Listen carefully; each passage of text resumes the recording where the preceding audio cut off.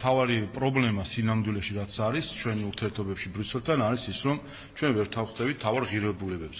ჩვენი ღირებულება არის სუვერენიტეტის, ხალხის სუვერენიტეტის პატივისცემა, ჩვენი ღირებულება არის კანონის უზენაესობა, ჩვენი ღირებულება არის დემოკრატია და ადამიანის უფლებების პატივისცემა.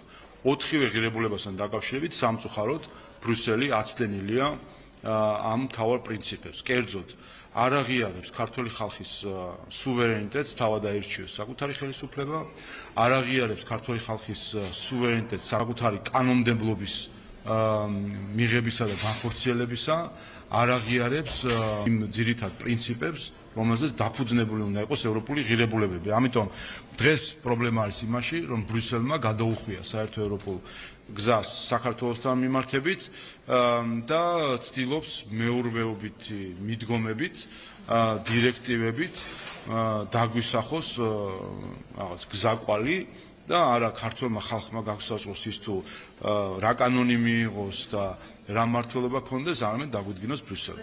როგორც კი ბრიუსელი დაუბრუნდება ევროპულ ღირებულებებს, იმ მომენტში მოიხსნება ყველა სირთულე ქართულ-ევროპულ ურთიერთობებში.